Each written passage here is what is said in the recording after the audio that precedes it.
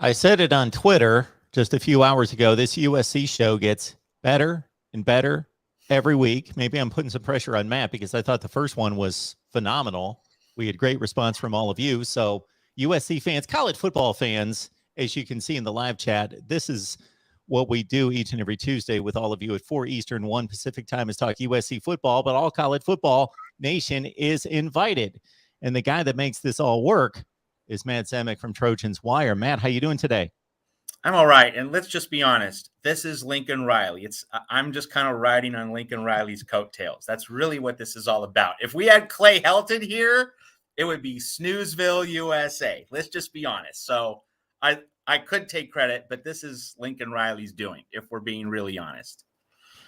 I will say that based on the feedback, and I go by views and subs and all those things, as I started a USC channel, this USC channel, probably in 2015 or 16, something in that range. And because of the trajectory of that 2016 season and people getting excited about the Rose Bowl run and a team that was probably one of the 5 best in the country at the end of the year, USC fans jumped in. They were enthusiastic. They were popping these videos at 5 and 10,000 with hardly any subscriber base.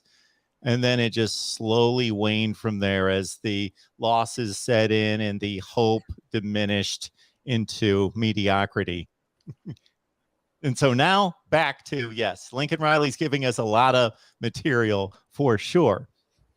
Before we get to a few interesting discussion points, and we've also got the interesting discussion point of what this Notre Dame game could be this year. It might be the most anticipated and most important in the series in quite some time. There was a commit since our last show, and that was athlete Cade Eldridge, again, listed in that athlete position. You're telling me he should project as a tight end at 6'4.5", 235. And the key elements of this commit out of the state of Washington. Yeah, and USC beat Oregon and Washington for this recruit. Now, if you've been following the Pac-12, I'm talking about really the audience here at the Voice of College Football, as well as you, Mark, you might have heard that Kalen DeBoer and Washington have had an outstanding week in recruiting. The Huskies are finally gaining traction, some significant forward momentum for the Huskies in Seattle. So for USC to not only fend off Oregon, but also the Huskies, it's a nice little win. It's not a huge win, but it is a win. And USC needs to keep racking those up. The other thing about Eldridge, he's a 3-star prospect. And again, so it's not the huge splash, but it's building depth, the thing that the program currently lacks. So accumulating this 3-star depth, that's fine. And of course, with the quality of coaching that Lincoln Riley and Alex Grinch are expected to deliver, the 3 stars that you bring in, they're going to be 4 stars, maybe even 5 stars in quality if they get the kind of player development that USC obviously lacked under Clay Helton. So it's just reaffirming themes that we've talked about on these live shows over the past several weeks. Okay, it's just 3 stars, but building depth, getting more pieces in, getting more bodies in. I mean, it's part of building the foundation. Like you're not going to be able to build the whole plane out of 4 and 5 stars. You need that 3-star depth. You need those other pieces of the puzzle. Lincoln Riley is assembling those. And, there are going to be some major commitments announced during the 4th of July weekend. One big 5-star offensive lineman is going to make an announcement on the 4th of July. So next Monday. So we'll see if USC can break that drought in terms of 5-star offensive linemen. Obviously, that's what Trojan fans really, really are hoping for. But in the meantime, nothing wrong with building depth. Nothing wrong with, hitting some singles or some bloop doubles with these 3 stars. The home runs are going to come, but you want to get those men on base so that when you do hit the home runs, it's that much more of a win, that much more of an addition for the program. November 26th, Thanksgiving weekend at the LA Coliseum. Am I asking for too much for this to be an epic Notre Dame USC showdown with national championship implications on the line for both teams? I am thinking as we bring in our guest, Brian Driscoll from Irish Breakdown, and I'm seeing all sorts of head nods. Brian, just hang in there. Let me continue to set the stage, and let's dream just a little bit, because I went through my mind year by year by year, going back. Okay, yes, for Notre Dame that year, but not for USC. For USC that year, not for Notre Dame. And could this be the biggest USC Notre Dame USC, depending on who I'm speaking with, game since the Bush push game in 05? I'm the guest, Matt. Do you want to Yes. take a shot at that? Or are you asking me that? Go ahead, take a crack at it. We want to. We'll Mark, introduce Brian Driscoll, Irish Breakdown. He does a phenomenal job, joins us on a regular basis. It's always great to have him here, even though he's probably a bit unnerved by seeing his name and ID and so forth in USC colors. But that's the way it works here, Brian. I just want everyone to know that Mark did that. I'm not this, I got to get all my stuff on there, so I take no responsibility for that whatsoever. That's all me. We want people to know where you are, Brian, because this guy does phenomenal work. He's the best. He's great. Notre Dame football coverage, folks. And if you love college football and you hate Notre Dame, go follow him. Check out the podcast. Mark, I think you and I have talked about this before. I don't think any Notre Dame fan, regardless of their feeling about USC, should root for USC to not be good. It does Notre Dame no favors when USC is not good. And when you talk about a team that Notre Dame as an independent does have a smaller margin for error, and I'm not one of those people that believes they have to be 12-0 to be in the playoff. Their most recent playoff appearance, they weren't 12-0. But when you're ending the season in California and every other year USC's not good, Stanford's been terrible lately, that doesn't do anything for Notre Dame when Alabama's playing Auburn and Florida's playing Florida State and Ohio State's playing Michigan. So it is absolutely good for Notre Dame, for USC to be good. Do I think am I buying the hype train that we're seeing from ESPN that USC is going to go from 4-8 to top 5 playoff team? I can't go there with you in 2022 because I still look in some of the recruiting issues that they've had in recent years, especially along both trenches. And I just can't get on board with the whole it's going to happen in 2022. And my whole thing is you look at Oklahoma, they had a much better roster top to bottom than what USC is going to have. And they couldn't do it last year. Now, again, the quarterback's going to be a sophomore and all those kind of things. So I think if I'm advising USC fans and pretend there's not Irish stuff right here, and just as a college football analyst, give it a couple years. This isn't an automatic turnaround. Like it wasn't just that they did a bad coaching job like Brian Kelly did in 2016, and you get rid of Brian Van Gordon, all of a sudden things are better now. There's holes that have to be filled. When Notre Dame had to go from 4-8, and a year later they're going into the playoff potential, in November as a playoff contender before getting smacked by Miami. They had Quentin Nelson to build their offensive line around. They had Mike McGlinchey to build their offensive line around. They had a defensive line that had a bunch of future NFL players on it.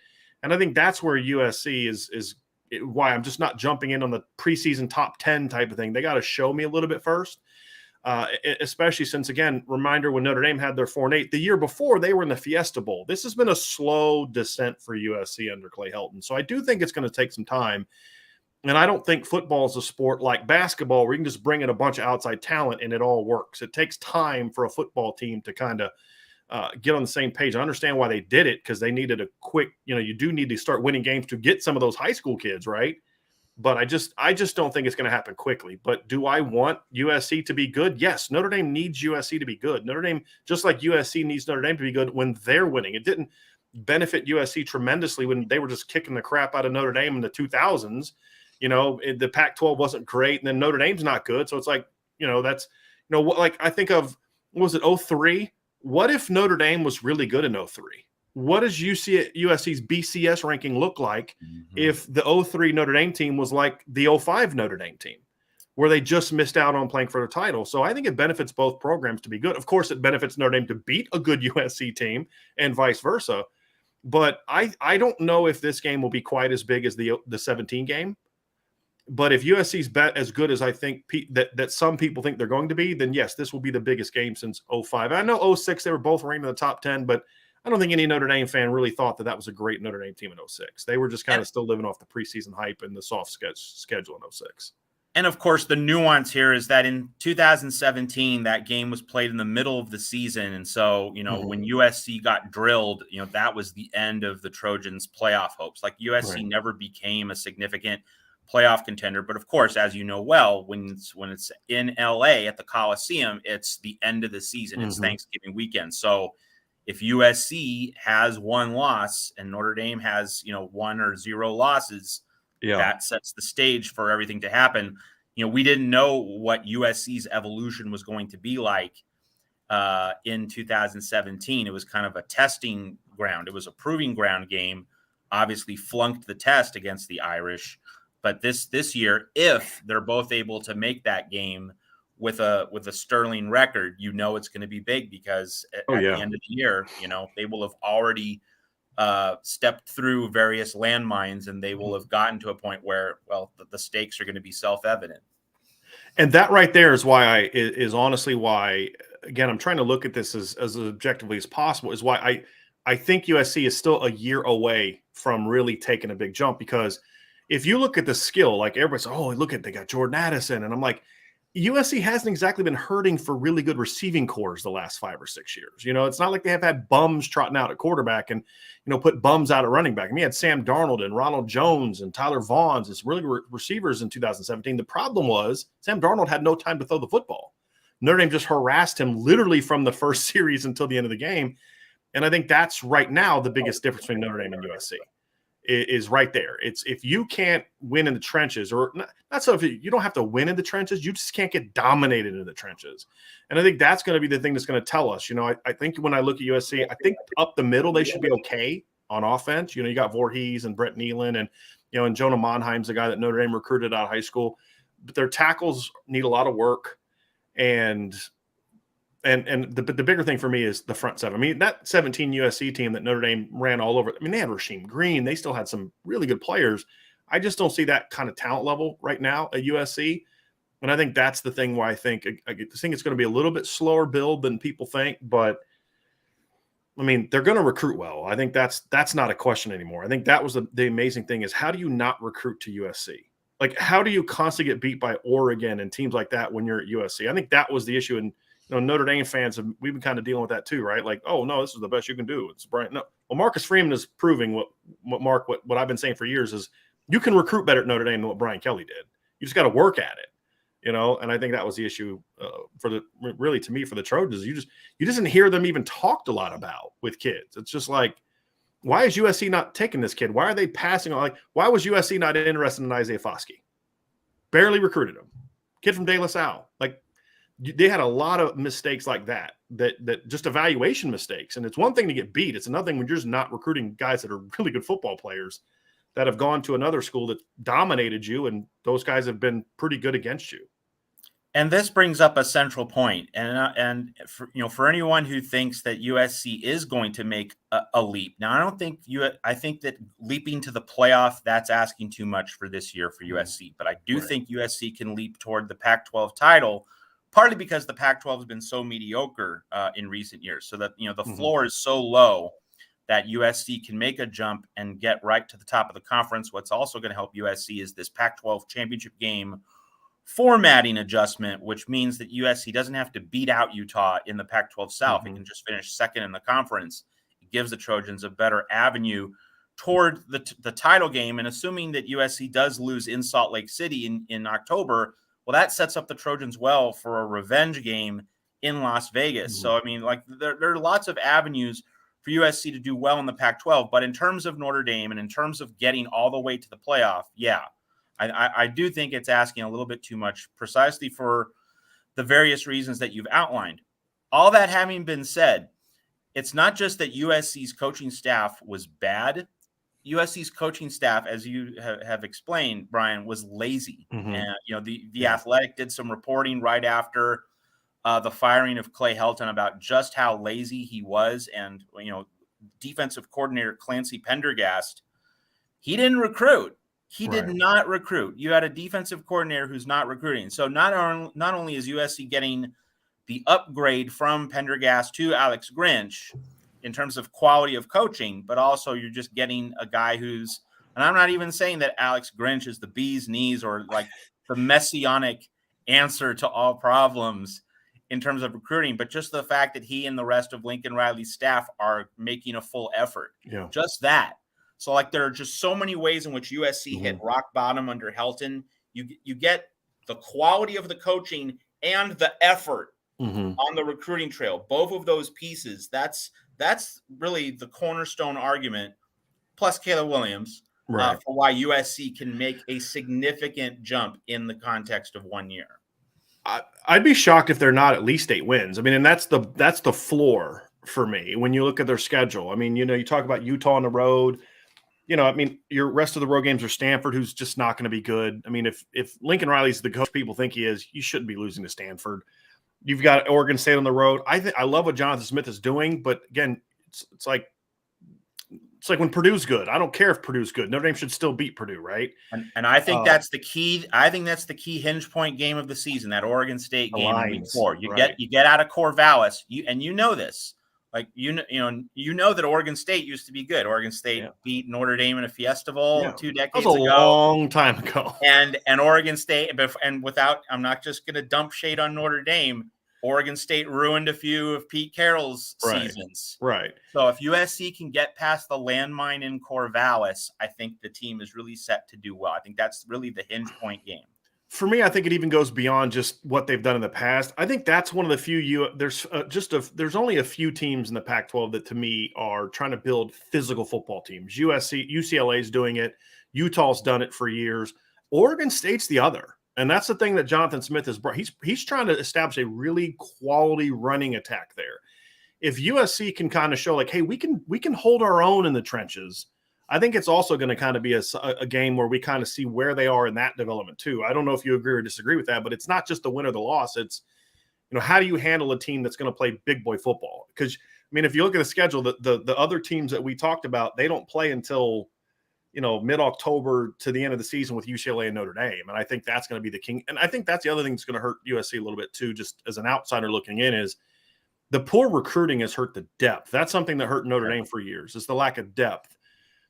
Where is USC going to be in the trenches, especially when you talk about depth when you get into November? I think that's going to be the other thing, because that's the thing that would hurt Notre Dame during some of Kelly's years, is they'd be really good, and then they get to November and just, swoon because either the strength program wasn't strong enough or good enough, or the depth wasn't there, and guys were playing too many snaps, whatever the case may be. So I think that's the other interesting thing, and that's what the UCLA game is going to be. I think the UCLA game kind of is perfect for USC, because it's going to be sort of okay, you've been playing teams that are not necessarily physical football teams as you get ready for Notre Dame that's going to be really good in the trenches.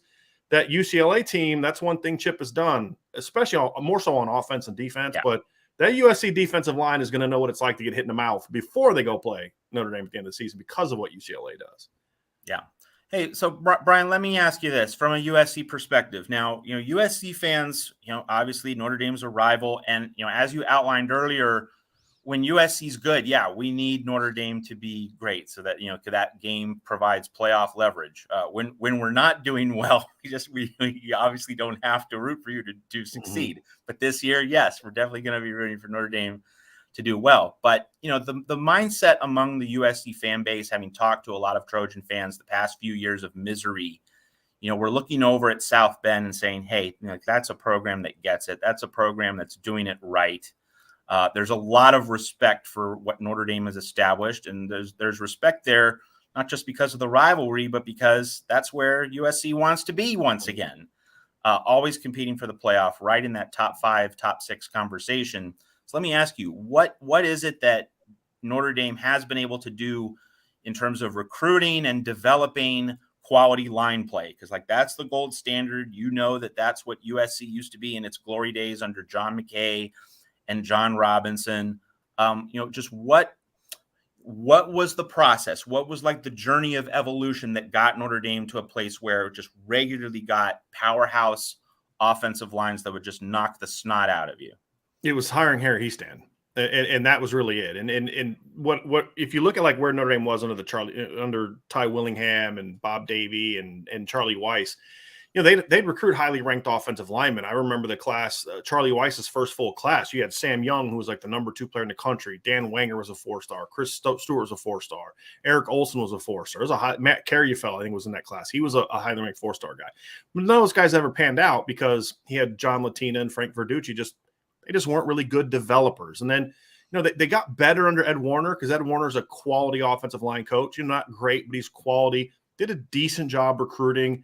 But when he brought in Harry Hiestand, it really took things to another level because Coach Hiestand was able to kind of take guys like that were already there, Zach Martin and Chris Watt, who were already 2-year starters, Zach Martin was a 2-year starter. Chris Watt was only a 1-year starter. Take guys like that and then take Braxton Cave and then just raise their level of play. I mean, if you go look at Zach Martin, he was a good player in 2010 and 11, but he became an All-American caliber player in 12 and 13, goes on to become a first-round pick. Chris Watt's a 3rd-round pick, and even though he was working with guys like Mike Kolek Jr., who's a great analyst, but wasn't a great offensive lineman, you had guys like Braxton Cave, who was coming off a major injury, Christian Lombard, who were just okay players, and you still had one of the better lines in the country in 2012, then that sets the foundation for future success. His first full recruiting class, he recruits Mike McGlinchey. He recruits Steve Elmer, who's a top 100 recruit. John Montelis was a top 100 recruit. Hunter Biven was a top 100 recruit. And there's somebody else that I'm missing, and I can't remember who the 5th offensive lineman was, but it was the best offensive line class. Oh, Colin McGovern was considered one of the best offensive line classes in the country. Follows that up a year later with Quentin Nelson, Alex Bars, and Sam Mustipher. And then, and then he actually recruited Jerry Tillery. That's the funny thing is, so that's another 1st-round pick that Harry Hiestand recruited, but he decided late in the process he wanted to play D-line, but he was an offensive lineman throughout his recruitment. Then, of course, a year later, it's Liam Eichenberg and Tommy Kramer. Then in 17, it's Aaron Banks. And that was really it. But it all came down to his ability to right away turn that offensive line around to where within 2 years, you've got Zach Martin being a 1st-round pick, Chris Watt being a 3rd-round pick, combined with the reputation that Coach Hiestand already had as someone that was viewed as one of the best offensive line coaches in the game. So that really was it. And then he established a mentality of, we're going to run the ball. We're going to play physical football. And it, kind of took a while to get there, right? Because you had to kind of bring Brian Kelly along, kicking and screaming a little bit into the playing physical football. And then when he left, the offensive line play has kind of steadily gone down. And then this past year was the first year that the line wasn't dominated by Harry Hiestand recruits. And we saw what happened. It was terrible. So it was really that. I mean, and I think that's important for any program. I mean, it's not just about recruiting talented players. I mean, there's been years where, USC's had some talented offensive linemen, but their line wasn't good because I was never a fan of the O-line hires that Clay Helton has made. Well, look at Oklahoma under Lincoln Riley, right? That Bill Bedenball's a big reason for that success. It's not just that they recruit talented players, but he does a great job developing, coaching to that scheme and those type of things. So I think offensive line more than any position, the talent's important, but coaching is so much more important there than it is anywhere else. And that was Brian Kelly's biggest hire is when he hired Harry Hiestand, it just took things to a whole new level from a recruiting standpoint to a degree, but more so from a development standpoint. Because Charlie Weiss had no problem recruiting top linemen. He just couldn't develop them. And that's what Harry Hiestand changed. And that was year 3 of Brian Kelly. It's his first year. So it was just 2 years under Warner, who did a nice job. Then you transition into Hiestand, and that was really what got it done. And then when you practice against Harry Hiestand every day as a defensive lineman, you're going to be able to bring it on. So Mike Elko had one of the greatest comments. He was like, he called Quentin Nelson a lie detector. You know what I mean? He's like, you're going to know who you are. You're going to know the truth of who you are in practice when you're going against Quentin Nelson and Mike McGlinchey. And playing that line prepared that D line. I mean, it's like Saturday was the easy part. I mean, that was, I don't have to play Quentin Nelson and Mike McGlinchey today. This is great. And I think that just establishes the tone for the whole program. I mean, you're a USC guy, right? Go back to the 60s and 70s, and everybody talks about the running backs, whether it was Charles White or just going on the long tradition. But look at all the NFL offensive linemen that USC was producing during that training. Ron Yeri, Those things go hand in hand. You know what I mean? Like, and I think that's an important piece of that. And that's what really, to me, has been missing from USC more than anything. And that's why I'm just not quite ready to jump on that train, because they haven't lacked for talented skill players the last 5-6 years. It's been in the trenches where they've just really been getting dominated. Well, I hope I have a reputation for being the antithesis of a clickbait channel or host, but I gave it a little bit there at the beginning just to set us up for what could possibly be in November. I'm going to take us away from 2022 for a brief moment because this rivalry, it's the greatest cross-sectional rivalry in the history of college football, of course. Every other rivalry is regional and within state or regional geography. It also is the most regal. It has this prestige or regality of it that even Ohio State, Michigan doesn't have. Alabama and Auburn certainly doesn't have. It just has this, again, the term regal or royalty comes to mind about USC and Notre Dame being on the same field and the series and the history and just the schools, the institutions, and of course the football history involved. Well, Do I get agreement there? Yeah. You do get agreement. And I think the point that comes to mind is, what's college football's signature setting? What is college football's signature bowl game? The Rose Bowl. And what is the Rose Bowl about? What has it been about? It's been about one team. Now, it used to be from the South. It wasn't necessarily the Midwest, but one team from a distant part of the country making the trek all the way across to the West Coast to play a game in the Arroyo Seco, in the shadows of the San Gabriel Mountains. Now, of course, when the game's in South Bend, it's the Western team making the pilgrimage to Indiana in the middle of autumn, the foliage, the touchdown Jesus. But so it's this notion of pilgrimage, whether it's, from Los Angeles east to South Bend, or whether it's from South Bend west to LA in late November, there is that kind of romance, which, the Rose Bowl introduced into college football at a very early point in the sport's history. And once that template was established and you had the iconic Rose Bowls that, put Notre Dame on the map, the game against Pop Warner and Stanford, being one of the first fundamentally important games in the larger history of Notre Dame. And you have USC, establishing itself as a regular Rose Bowl team in the 1930s under Howard Jones. Setting that foundation back in those decades, in the 20s and 30s, enabled each subsequent decade of trans-regional travel for one team or another. And I think the fact that it's at different times of year, that USC is always playing at Notre Dame in October, Notre Dame's always playing at USC in late November, it just adds to this mythology because it's not standardized. It's a little bit different, and you get kind of the specialness of this rivalry each time it's played. So that plays into what Mark's saying. It's a fascinating thing to contemplate. That last part is one part about it I don't like. I don't like I feel like that's one thing from a Notre Dame perspective, it's kind of tailored to USC. Notre Dame has to go out west at the very end of the season and make that trip. And then USC never has to come in South Bend, Indiana in late November. Fair point. I think that's part of it too. But I also think too, is if we're going to be honest, the traditions of the two schools is unlike any other in football. With all due respect to the Michigan-Ohio State rivalry, it is a great rivalry. I grew up in Ohio. And I was a Notre Dame fan, and I still watch that game every year. But since World War II, Michigan's won how many championships? Like 1.5, right? Ohio State's won a bunch, and they started getting more lately. But there was a long time between the end of Woody to Jim Tressel where Ohio State was always good, but they weren't a powerhouse. And there was so long in this rivalry, and really up until Lou Holtz left, where every year, more often than not, this was a ranked game, two ranked opponents. And Eric Parsegian's probably got 4 to 5 championships right now if it's not for USC. And you can go back to John McKay and look at how many championships he'd have if it wasn't for Notre Dame.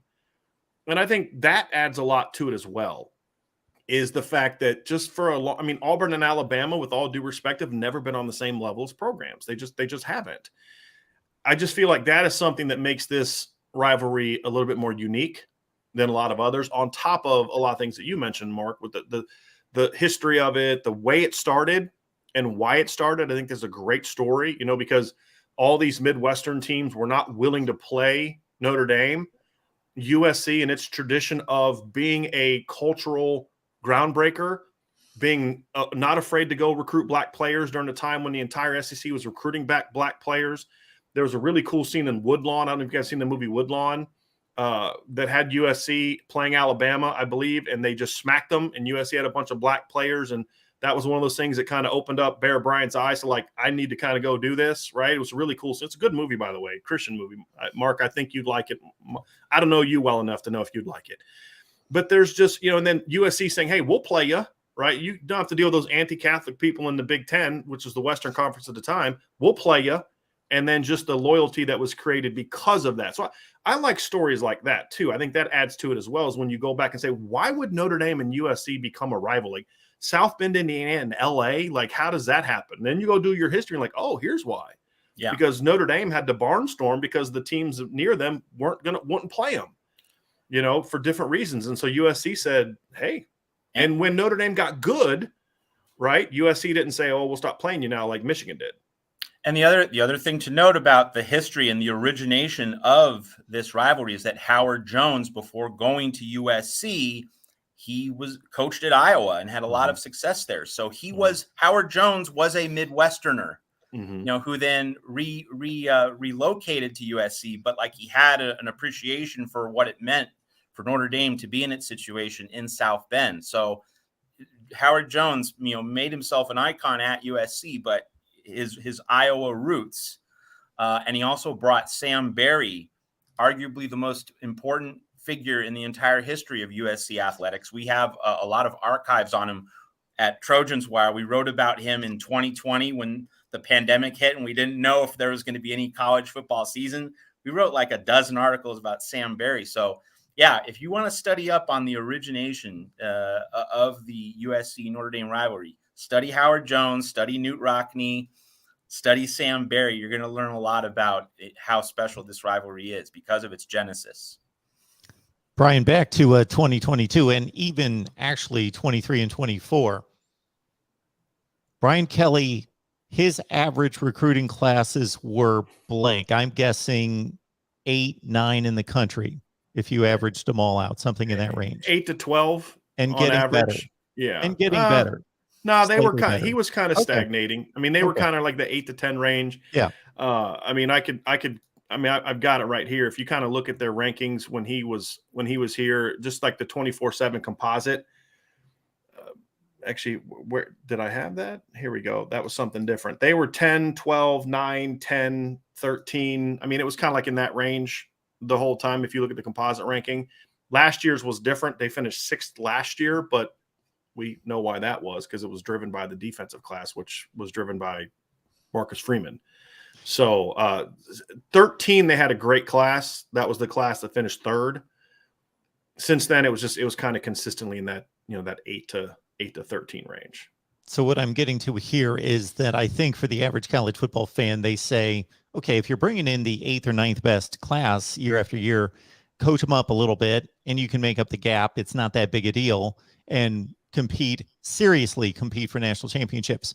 I've outlined for a number of people recently that the gap between, so for example, last year's Ohio State class at 4 and Michigan's class at 8 is the same gap as between 8 and 24. If you look at the points total, it cascades and drifts and goes off the cliff rather drastically after the top 3 or 4. The difference between 1 and 8 last year is the same difference as between 8 and 40. My point being, we see Brian Kelly as a good recruiter and his staff's doing a good job. Okay, Brian, Brian's disagreeing with me. On the surface, he's bringing in top 8 to 12 classes in the country. Mm-hmm. Marcus Freeman, you gave us one indicator as to why this is improved. And up until a day ago, the number 1 class in the country. We'll see where they land. I would expect in the top 5. You mentioned effort, just flat out effort. Number 2, I have to think, and just having never met the 2 men, but seeing how they relate to people, how they speak with and communicate with people, that Marcus Freeman's just more relatable to a 17 to 21-year-old. Yeah. And then beyond that, is there anything else that he's doing and his staff is doing that was not done before? Well, it's more a top to bottom success. I think is the thing is Brian Kelly always had a few really good recruiters. I mean, Matt will probably tell you about some battles that USC lost when they were decent to Mike Denbrock, who did a great job going out west and taking kids. And I've got a classic T. Shepard story that I've shared about how he was able to, USC was trying to get T to flip and he did some good things. And there was always 3 or 4 good recruiters on the staff, but then there's guys that were just taking up air, but there's no accountability, right? And that was the big problem that I had. And I know, Mark, we've kind of talked about this before. I think Brian Kelly has recruited successfully because of some of those coaches, and then also some of the success that they have had, which has been driven, in my opinion, largely by a watered down schedule compared to what Notre Dame used to have. And it's not all their fault. I mean, you look at last year's schedule, they tried. You start off at Florida State, you got USC, you got Wisconsin, you had some good teams. It's not your fault that those teams are down. I mean, and that tends to happen. But they just haven't. Like, we were having a discussion about Ian Book, and people say, Ian Book doesn't get enough credit. He won 30 games. And I'm like, Tony Rice beat more ranked teams in 1989 than Ian Book beat in 3 years as a starter. That's not Ian Book's fault. You can only play who you play, who's on your schedule. But they've benefited from that. And then, you beat up on those teams you're supposed to. You're going to have better records, which then helps you to sell the product better. Notre Dame is still a big brand. And there's a lot of people that don't want to admit that, but Notre Dame is still a big brand. USC we're going to see that with USC is there's this Pac-12 stinks. Nobody cares. Yeah. Wait till USC gets a competent coach and the coaching staffs. And all of a sudden they're not going to be missing on Kayvon Thibodeau the next time there's a Kayvon Thibodeau that comes around. And that's my point but it's got to be, because USC is more similar to Notre Dame in my view than they are Alabama. And what I mean by that is the West Coast doesn't produce the volume of elite players that it used to. And I asked this question on my channel. When was the last time that the West Coast has produced a 5-star offensive lineman? Or California, I should say, has produced a 5-star offensive lineman. And you could find a kid here, a kid there. They're not producing players there like they used to. USC can't just live in California the way that they used to. They're going to have to go national. And whereas Alabama doesn't have to leave like their little, area code to get some great players. I mean, Louisiana, Texas, Florida, they're all right there, the Carolinas. USC is going to have to go national. And that's been true for a few years. Pete even started doing this, going out to Jersey to get Dwayne Jarrett, going down to Texas. Pete didn't do this, but it was, I think, Sarkisian going down to Texas to get Ronald Jones. You have to leave the state a little bit more than you used to get kids. And there's all types of reasons, population shifts, and a lot of kids that used to are in Arizona now would have been in California 15 years ago and all that other type of stuff. So USC is going to you can't have success when you have to leave your region if you don't have a staff top to bottom that puts in work.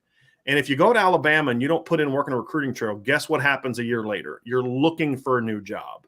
That was true under Urban. That's true under Dabo. If you're not going to put in the work, you're going to have to find somewhere else to go. And there wasn't that level of accountability at Notre Dame. And it sounds like that was true at USC. And that's really the biggest thing. It's funny. I was asked this question today.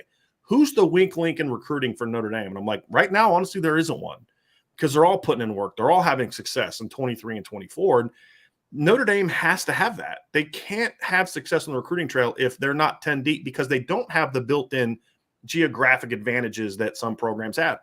And this has always been my problem with Brian Kelly.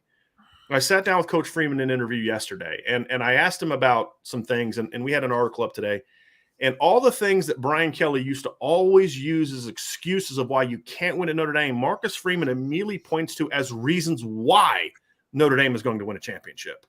And that right there is and it's not intentional per se. It's what he believes, because that's the mentality that Lou Holtz has. Brian Kelly never embraced Lou Holtz during his entire 12 years. Marcus Freeman's done it immediately. And the one thing that Coach Holtz is always about is you talk to any Lou Holtz player, especially from like 88 to 93, and they'll say, Coach would look at we had to go to class every day. It was hard for us. We had to take real classes. He would look at those things and use those as why we were going to kick the mess out of who we're going to play, because no one else is going to class as much as you are. No one's putting in the work you're doing. No one has to do this. No one has to do that. No one has to live in dorms without air conditioning. No one has to live in the normal, gen pop, so to speak, of on campus like you do. And whether that was true or not in all those cases, they believed it was true. And so when they got to Saturday, they had a chip on their shoulder. They're like, nobody worked as hard as us. And then they would go out and beat Miami and beat Florida State and beat Michigan and do all those type of things. And whereas Brian Kelly would using an excuse. Like I remember when they went out and lost to Stanford at the end of 17, and Brian Kelly's like, well, they had finals coming up, and they've traveled a lot. And I had a couple coaches reach out to me. They were pissed. Like, you're giving them excuses to settle for less. And that was the reason, because Brian Kelly always had to have a reason why he didn't achieve success the way you should have. And it was never him. It was never, I shouldn't have hired Brian Van Gorder and kept him for 3 years. Like, that's an easy answer, right? It was always, well, it's this, it's that, it's the other thing. And that's what Marcus Freeman has basically said. No, we're not doing that. We're not making those excuses. We're going to win because of Notre Dame, not in spite of Notre Dame. And Brian Kelly always looked at it as I've won in spite of Notre Dame. And that's why he ultimately failed the ultimate standard of what it is at Notre Dame, which is, I don't care how many games you won. He won as many national championships in Notre Dame as I did. I got to ask you about Marcus Freeman versus Lincoln Riley. And instead of asking you, okay, will this become McKay Parsegian 2?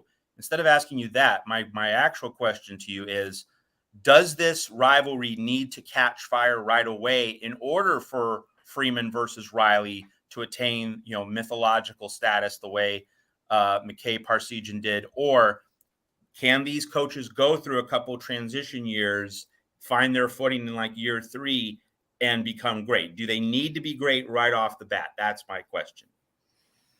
I think Notre Dame does more than USC because Marcus Freeman's walking into a situation where they went 11-2 last year. Now, again, 11-2 with wins over 0 ranked teams, but it's still 11-2. That's a different thing than 4-8. I don't think Lincoln Riley needs to beat Marcus Freeman or even be necessarily competitive with Marcus Freeman in year 1 to be ascending. If Notre Dame goes out and gets whipped by USC or loses to USC this year, it's going to be a bad look because you've dominated that series for the last 6 years for the most part. And with 16 being the only exception, right? Notre Dame won in 15, 17, and then moving forward, USC beat them in 16. You can't lose in year 1, right? Like, I don't care what they've done. So I think for it to really catch fire, I think Notre Dame needs to keep doing what they've been doing, and USC needs to catch them. There can't be an appearance that Notre Dame has taken a step back, is my thing, because I think that would take some of the shine off as well. It needs to be about, because that's what hurt Notre Dame, right? And USC dominated them for years, and then when Notre Dame finally gets a win and starts kind of winning some games in the series, it's because USC's not good anymore. The 2010 team wasn't good. The 2012 team wasn't that good. The 13 team wasn't that good. So it really wasn't until 17 that Notre Dame actually beat a USC team that was actually good, and ranked high. So I think that's it. I think it's more so there's more pressure on Notre Dame to be good. I think USC can go through a couple building years, but the one thing is the games have been competitive for the most part since 17. I mean, the scores haven't always been as close. Like the 19 game wasn't as close as the final score, but it wasn't a blowout either. The 2015 game wasn't a blowout. I mean, Notre Dame won by 10, but USC had tied it early in the fourth quarter. The 18 game, USC had a lead I think they had Notre Dame took the lead right before halftime, but USC was up like 10-0 at one point in time in that game. They've at least been competitive, so I think that's a positive as far as just looking at it from a rivalry standpoint. I don't think USC has to win one the first couple of years. I think they just need to be good games where you feel like they belong on that field, because even in some of the games where it's been a close game, it was kind of obvious that Notre Dame was letting USC hang around more so than, wow, USC might beat Notre Dame. Like last year, at no point in time did I think, USC might actually win this game. It was always like, when's Notre Dame going to start messing with them? Like 28-18, same way. Like, USC jumped out. It's like, Notre Dame shooting themselves in the foot, fumbling punts and all this. And then once they took control of the lines, they ran away with it. It's you can lose a game and kind of say, hey, we showed something. Notre Dame in 2017, losing to Georgia the way they did gave that team confidence that we can beat anybody, because we had so many missed opportunities. We, meaning I'm looking at it from their standpoint. Yeah. We had so many missed opportunities. We could have beaten Georgia. We missed this. We did that. We dropped this ball, and we still only lost by 1. And that gave Notre Dame a confidence. I remember Drew Tranquill after the game, he kind of looked at his hoodie over. And if you guys know Drew Tranquill, he's this smiley, happy kid and all that. And he's been that way for the Chargers. But he had this hoodie over his head, and he goes, I feel really bad for the teams that we're about to play. And then they hung 500 rushing yards on BC the next week. And then went beat a top 15 Michigan State team by 20 the next week, and it wasn't that close. It was like 38-10, and Sparty fans are like filing out in the third quarter. I mean, And they just steamrolled everybody. They hammered USC. It wasn't until Miami that they kind of that they slowed down in a big way. But Notre Dame wasn't just beating people during that stretch. They were destroying people. And it was that mentality of, yes, we lost, but we showed we can play with anybody. I think what USC needs to do, because it is the last game of the regular season, is go into that offseason with some momentum. Hey, we might have lost to Notre Dame, but, man, we went toe-to-toe with those guys, and they've dominated us really for years. We can go do something. And I think that kind of momentum, it's like, did Notre Dame have more momentum after the 14 season or after the 15 season? It was after the 14 season when they beat LSU in the Music City Bowl. They had lost 5 games in a row, including a loss at home to Northwestern, who sucked that year. But why did they have momentum? Because they won the last game of the year. 2015, Notre Dame was a top 10 team. Their only losses were to top 5 teams, but they lost their last 2 games, and there was no energy going into that season. And the next year they go 4-8. So I don't think you necessarily have to win to get momentum, but it has to be one of those things where you walk off that field thinking, you know what, if we make a couple improvements, a couple wrinkles here and there, you know what, we're almost there. And then with Notre Dame being a perennial top 5 to 8 team, that makes you think like, hey, we're close to that. So I think as long as they do that, I think that USC can look at this and say, hey, this rivalry is going to be something again. And then it'll make it fun. Because I think we can agree that we both want that to be true. It helps both sides for them to be good. It doesn't help. Like, what's the big win that USC is going to have that anyone's going to care about with the East Coast bias that does exist, whether you like it or not, it exists. What's the big win that they can have other than the Notre Dame game? What's the resume builder that Utah? That's the only one. But is that really a game that for people, like, let's be honest, there's a lot of voters, there's a lot of people, ESPN, whatever, that don't look at Utah the way they should. Right. Sure. And like they don't get the love that they should. Like how did Utah play with Ohio State? Like, did you watch Utah last year? Like, that's a good football team. After the first month, that was a good football team. I'm talking about developing a national reputation of USC's back. Of course. It's not beating Utah or Oregon. It's going to be beating Notre Dame. That's the key. No argument there. Of course, I hope that doesn't happen, but that's the game where it would need to happen. You're absolutely right. Yeah. Brian, you took us from the Marcus Freeman narrative all the way through to, what it's going to take for USC to establish itself as a power again and what that needs to look like in this game. I'm going to take you back to Freeman. And you do understand, for me personally, and then based on what I see out of the chat, I'm about 90% that certain that Marcus Freeman is going to at least accomplish what Brian Kelly did. He will at least keep this as a 10-win team year to year, if not better, if not seriously compete for national championships and probably win one. Okay. You do understand that we've seen Ty Willingham. There were a lot of expectations, and that felt like it was a guy with, yes, an up-and-comer, one of the emerging great coaches, young coaches in college football that's going to bring all this energy. Charlie Weiss, for different reasons, there was a credibility factor that, he's bringing a new level, new concept of football from the NFL to Notre Dame. So we've seen this before, and with Marcus Freeman, that, again, he has yet to prove anything. That's not his fault, but he's an unknown commodity compared to a rock-solid known commodity. Sure. Well, and who's the one coach since Lou Holtz left that has had success? It was a guy who'd been a head coach for over 20 years, and Brian Kelly, a guy who knew how to run a program. So I think that's a very fair thing to say. Until Marcus Freeman goes out there and proves that he can coach at the level that he can recruit, there's going to be questions, and there should be. Just like there were questions about Ryan Day taking over in 19 and Dabo taking over when he took over and Lincoln Riley taking over at Oklahoma. And I think there's a dynamic for Lincoln Riley too, which is another conversation maybe for another time. But there's a lot that Marcus Freeman has to prove, right? Because the reason so many Notre Dame fans were soured on, well, there's a lot of reasons, but one of the reasons a lot of Notre Dame fans had soured on Brian Kelly is, well, the standard in Notre Dame isn't to be 11-2 every year or 10-2 every year. The standard in Notre Dame is to win a championship. And not only are we not winning one, again, looking from a fan standpoint, we're not even competitive when we get on that stage. And I think that was the disappointing thing. And that was the same in 2021 and 2020 and as it was back in 2012. So that's really ultimately what Marcus Freeman needs to do if he wants to prove something, is that. But until he does, it's, what's different. And I think that the reason I think he'll at least continue what Brian Kelly did is if he's not as good of a coach as Brian Kelly, which I have no idea, he hasn't really coached a game with his staff, he's definitely going to have more talented rosters. That's the reality of it. And when you look at some of the hires, I mean, there were not a lot of people there was a lot of Notre Dame fans who weren't happy about Bob Davie being hired, right? When you look at when Ty was hired, Ty was not their first choice. They actually hired another coach before Ty, and then he got fired because of the resume deal. And then they're scrambling, and Ty comes in. Ty had like one good season at Stanford, right? And I think a lot of the hype was more of we hope he's good, so then you kind of build up what you hope. And I think that's what's going on with Marcus Freeman as well. Mark, is there's a lot of people building up what they hope he'll be, not what he is, because we don't know what he is. We know he's a really good defensive coordinator. Well, you know what? There's been a lot of good coordinators that weren't good head coaches, and we don't know what he's going to be. But I think the thing that gives you hope is, okay, is he doing the things that successful coaches do to win? And what is that? Accountability throughout your program. That was not something Brian Kelly did enough of in his career.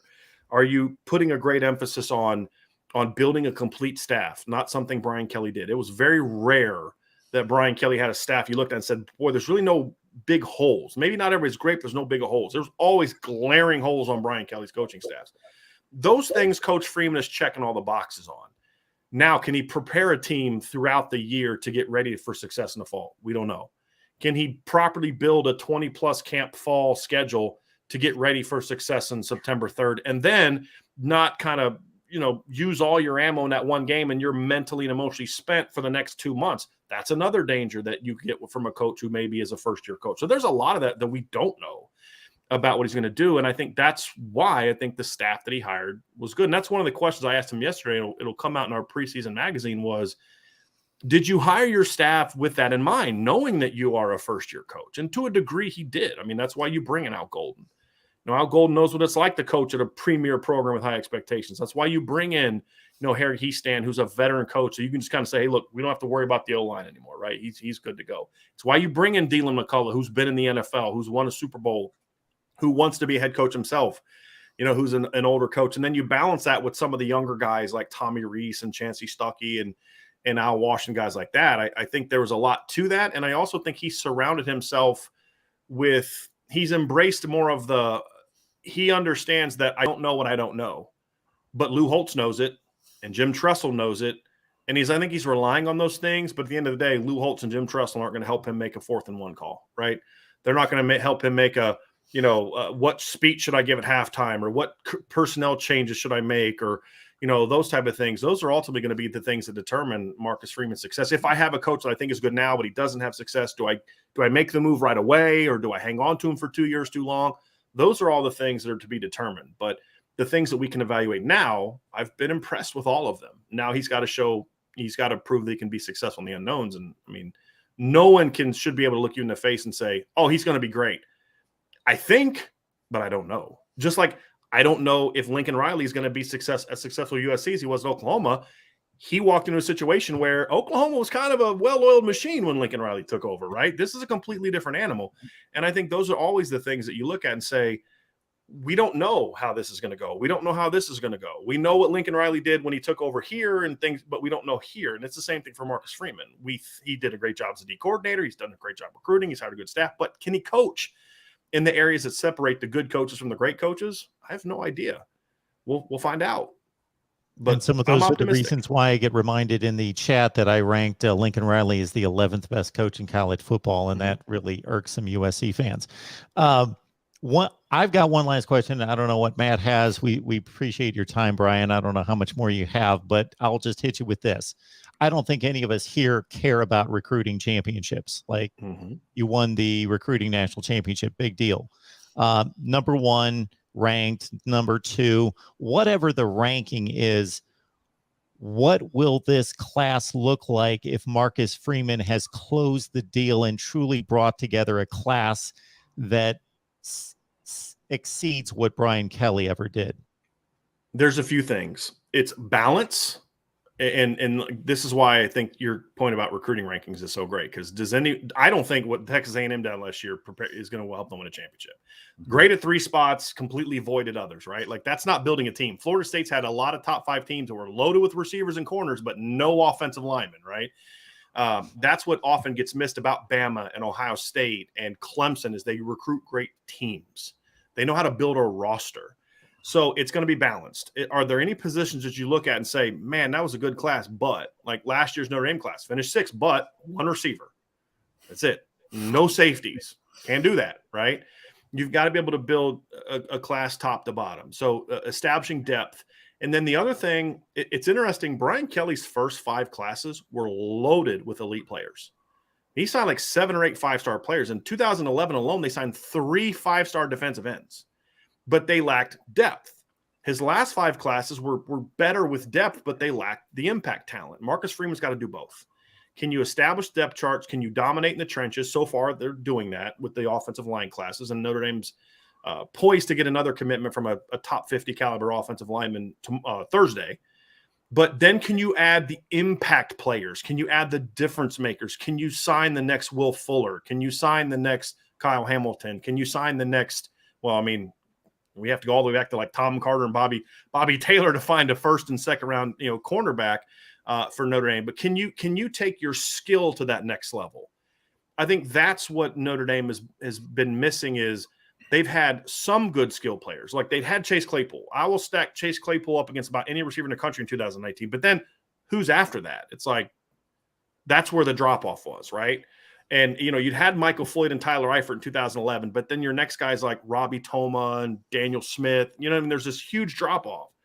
I think for Notre Dame, it's getting to that level is to where you're balanced, but you're also bringing in impact skill players. And I don't care about rankings. I care about talent, right? So that's where I'll know like, okay, he's closed the gap. This is a gap closing class because you've landed impact skill players, meaning linebackers, safeties, corners, receivers, running backs, quarterbacks. And you've also been able to be a balanced class because Notre Dame's always going to recruit well in the trenches on offense. As long as Harry Heastand here, that's going to be true, right? Even Jeff Quinn recruited well, offensive line well. And I don't think he was a great recruiter, but he was still living off of the tradition that Harry Heastand established. But Notre Dame's had some teams with really good offensive lines that couldn't win big games because they just couldn't handle it. They couldn't match up skill-wise. That's the big thing. If you go back and watch the 2020 Cotton Bowl, Notre Dame held its own in the trenches against Alabama. Mm-hmm. Unlike what happened in 2012 when they got dominated in the trenches on their offensive line. They got beat because when they got in space, they had no chance. Yeah. I mean, go watch that. Alabama Mac Jones almost got picked off by Kyle Hamilton on like the second series. They didn't throw the ball past 15 yards like the rest of the game. Yeah. They just said, we're going to get in space because you can't tackle our guys in space. And that's what won them the game. That's where Notre Dame has been lacking. And so once they start adding more of those guys, that's what's going to say, okay, they're really closing the gap with them. But they got to do it multiple years in a row.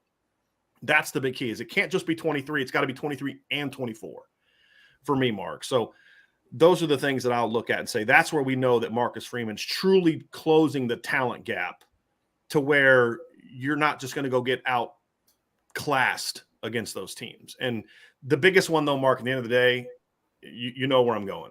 They got to start getting more big-time quarterbacks. And I don't care about recruiting rankings. Joe Burrow's ranked 288th. Mac Jones is 399th. I don't care about that. But he's got to play like a big-time player in college. That at the end of the day, if they don't have that, it doesn't matter.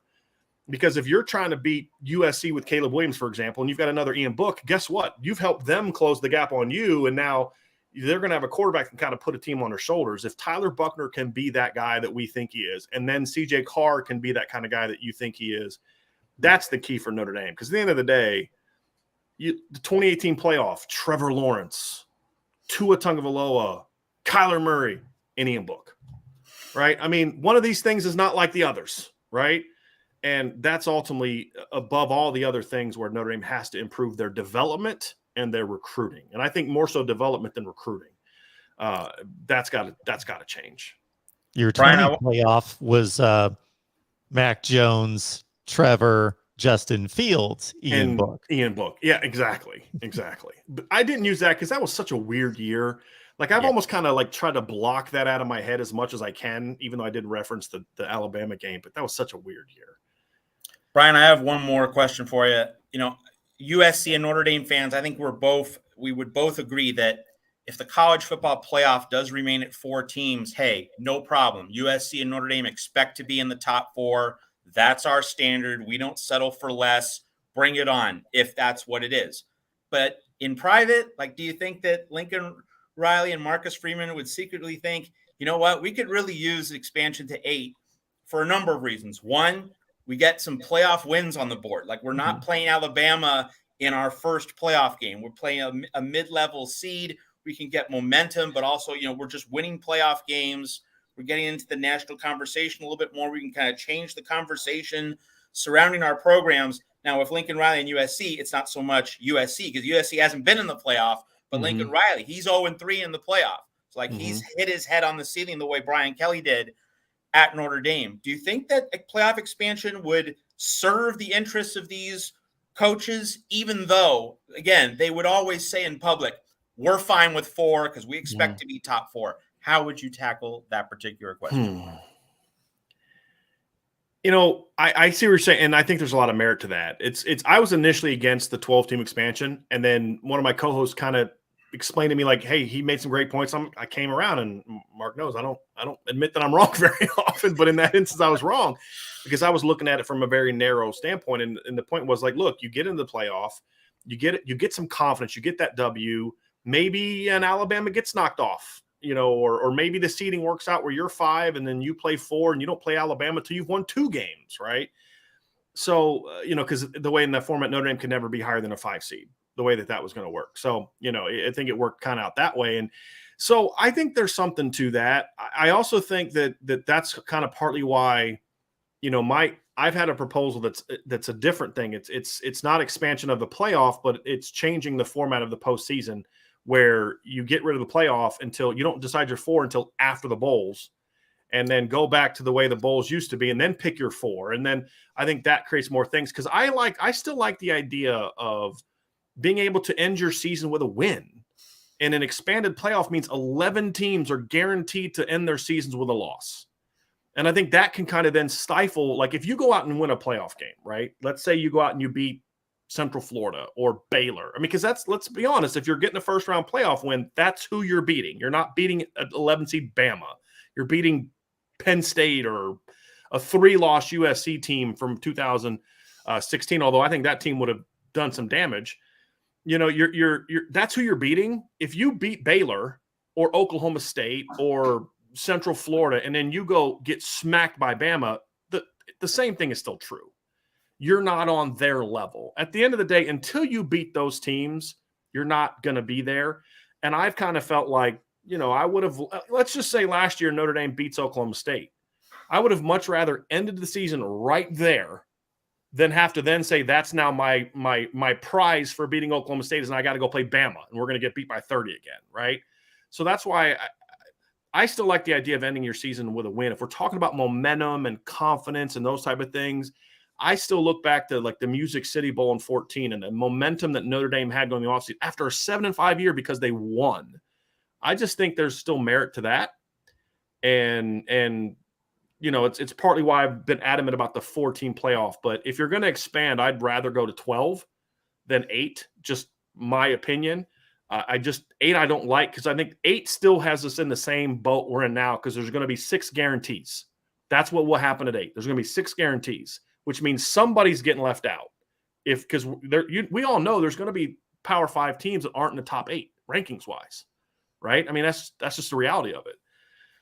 So I don't love 8. I'd rather go to 12. Or what I still think they should do is go back to the old bowl system, and you could change up some of the matchups, make maybe the Sugar Bowls different or whatever, but go back to the old bowl system, which then expands the number of teams that can get in. I mean, look what Notre Dame in 1973 when they beat Texas, right? They go into the Cotton Bowl, they're ranked 5th. They beat Texas, they jump up to 1. They win a national championship, right? So in today's system, Notre Dame doesn't win a title that year, even though they went, beat the number 1 team and beat them, 38-10, something like that, right?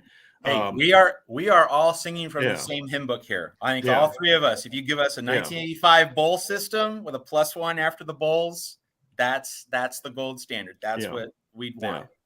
I would love that, because I think it brings back the bowls too, right? Like, that's the thing. Sure. We've lost. Bowls don't mean anything anymore. Well, right? And here's the thing. Here's the central point about all of this. And like 1977 with Notre Dame, that and 1978 New Year's Day with Arkansas beating Oklahoma and all the different pieces of the puzzle that night. Also 1983, with Auburn and Miami and Texas and Georgia and Illinois also in the mix. You have 6 or 7 teams involved in New Year's Day. 6 or 7 teams have a chance. Right now you have 4 in the playoff. Right. But with if you get a 1983, 1977 scenario, you have 2 or 3 more fan bases going into New Year's Day thinking, or not thinking, knowing we have a shot. So that is empirically better for the sport. You're going to get the higher ratings, higher interest for more games. It should be so obvious. And I may be the ninth ranked team, and I know that there's not enough opportunities, but you know what? I can knock so-and-so out, right? Yes. I just think and then what else also happens? So let's say the Rose Bowl is played on the first, and then there's half the games on the first, half the games are on the second. USC's ranked 6th. They beat Ohio State, who's 3rd, or vice versa. You know what those fan bases, the fan base of the team that won, is doing? They're watching every other bowl game that's going to happen from there on to find out who gets beat to knock my team up, right? Isn't that what we see in the NCAA tournament? Like, hey, we won our game, so let's go watch the Duke-Kentucky game to see who we're going to play. I think that would be so good from a financial standpoint. Yes. I think it would restore the tradition of the bowls. I think it would also give a lot more teams the ability to have an impact on the postseason without saying, because there's never 8 teams with a legitimate chance to win a championship. Never. And not just now. Go back to 1980. Is there more than 3? I mean, look, 1988, there was really only 2 teams that had a shot at winning a title that year. It was Notre Dame and Miami, maybe Florida State, but they lost to Miami, right? Maybe Michigan, they were really good that year, but they lost to Notre Dame. West Virginia gets to play Notre Dame for championship. That team was not in the same league as Notre Dame and Miami or Michigan or even Florida State. It's been the same way for years. There's never been 8 teams with a legitimate shot to win a title unless it was a year where there just weren't any great teams. It's always 4 to 5. But now you don't have to necessarily win 3 games to impact it. Now you can just win 1. And, we didn't jump into the playoff, but we ended our season and we shook some stuff up. I think that'd be so good for college football. And you go back to Mark. Mark, I'll speak to your heart. I miss the days when the winner of Ohio State and Michigan were actually playing for something beyond just a playoff, where I've seen years where Ohio State beat Michigan and they knew they weren't getting the playoff. And I'd listen to Ohio State fans who were like, yeah, but we're not going to get in the playoff. I hate that, right? Like the 18 team. I would like to have seen that 18 Ohio State team get into the postseason and then see what they do in the Rose Bowl. And then maybe then they can spring into the top 4. I miss the days where Charles Woodson and Michigan upset Ohio State and they've got a rose in their mouth, or, your goal is back to winning the Sugar Bowl or winning the Fiesta or winning the Rose. Then you let the chips fall where they may. That's so much better than the sport, and for the sport, in my opinion. And you still get your 4. Mm-hmm. And now all the people say, well, Notre Dame didn't belong. Well, now you'll know, because they would have got beat in the Big Bowl, or Notre Dame would have won a game. And now you're like, okay, yeah, they belong, and vice versa. Pac-12 doesn't belong in this conversation. Well, they're going to get their chance to show it or not. You get your 4 after New Year's Day? Yes, that's what I would do. You get your +1. I'd go 4. +1? I'd go 4. Yeah. Okay. Well, that's because a 12-team playoff is gonna make you play that many extra games, right? Yes. So that's absolutely what I would do. And I think the other thing about playing 16 games, for me, it's a little different than the NFL. I think 17 is a little too much, but to play this, you're going to play into January, whatever. So what? Most of these kids aren't even in school in most of January anyway. But you also get a month off. So there is a time to recover that you don't get in the NFL, where you kind of just jump right into the postseason. So I don't think it's quite the toll that maybe we make it out to be. I mean, at the Division III level, you play 10 games and then you go right to the playoff and you got to play 15 straight games in the Division III level. Well, at Division I, you'd have to play 16, but you get a month off. And so I think it's something that could be handled, and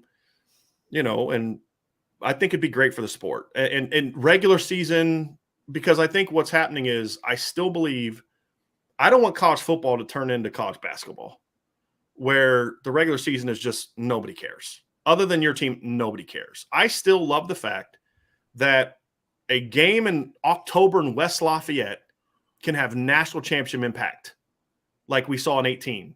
Or, and just we could go down the long list of games that have impacted the sport and say this matters. And, that's what I would like to see. So yes, and I do know I'm long-winded. I've always been long-winded. It is what it is. That's just who I am. I'm sorry.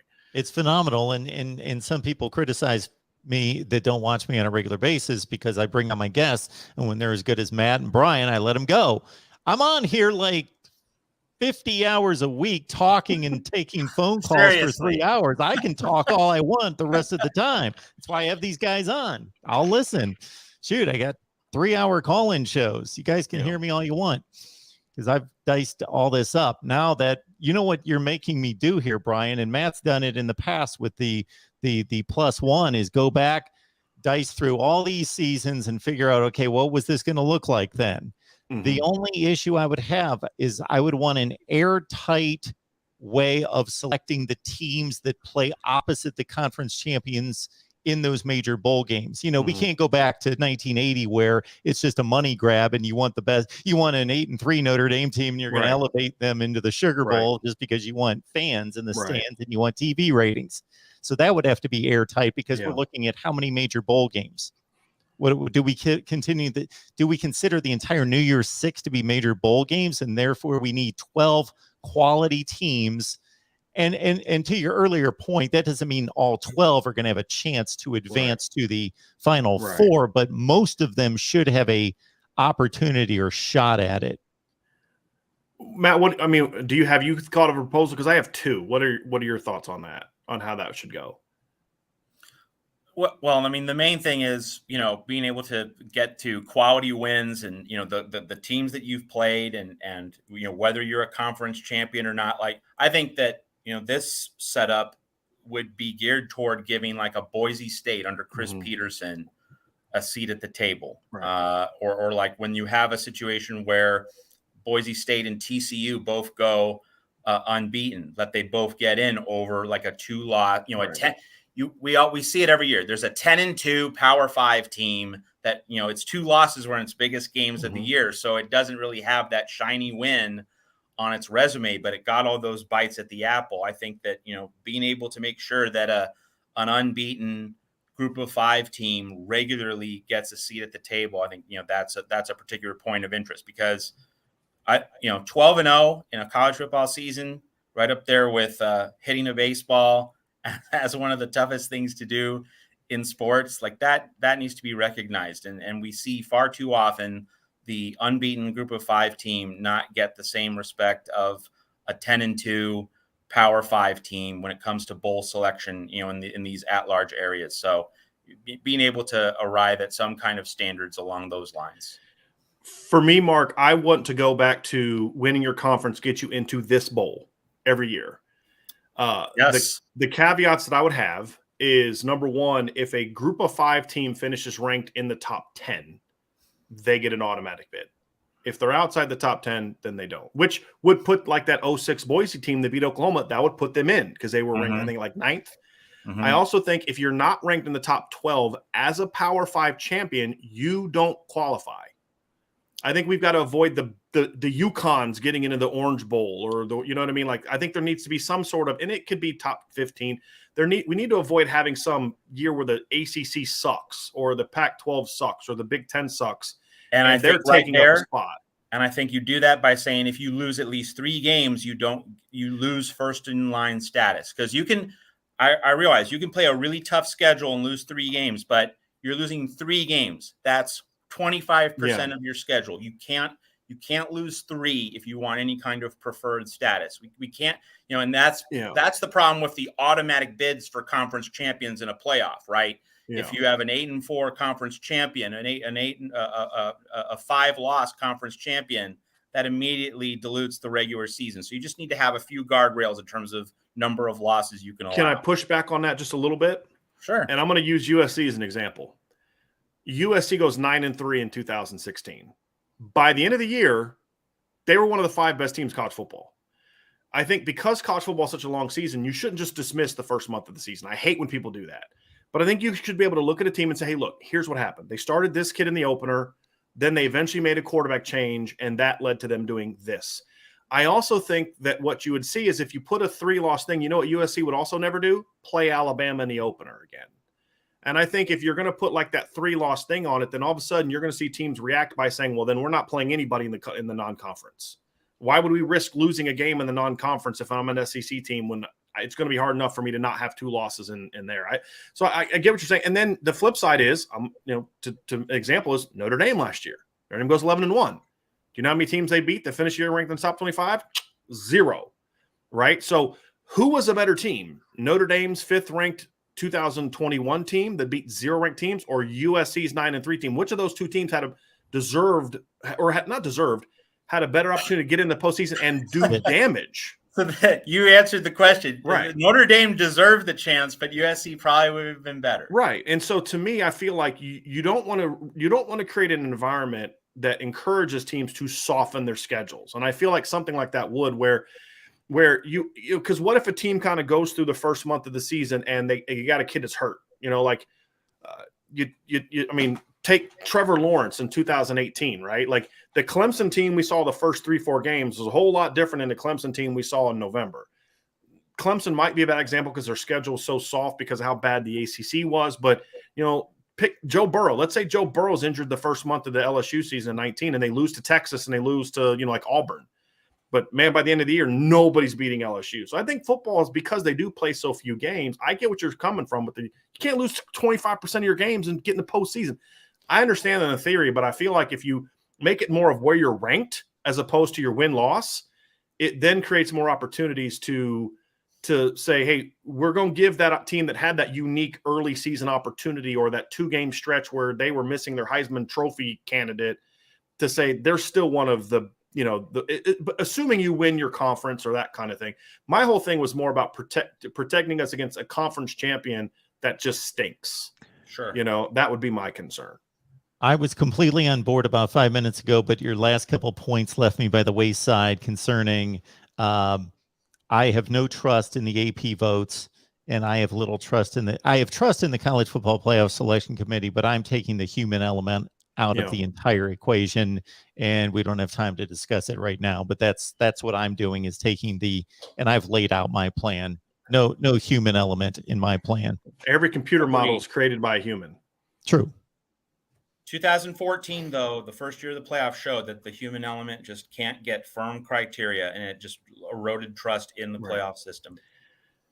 Well, but see, here's I get that, and I didn't agree with that decision either, but the team they put in won it, right? And I kind of feel like there's no perfect system. I hate the computer models, because computer models gave us years where Florida State gets beat by Miami but still gets to go play the championship, or they gave us a year where Oklahoma gets curb stomped by Colorado in the Big 12 title game, but still gets to go play LSU for a championship, right? Like, that was a far from perfect system as well. I mean, absolutely. I hate that system. I think honestly, I'm going neither way.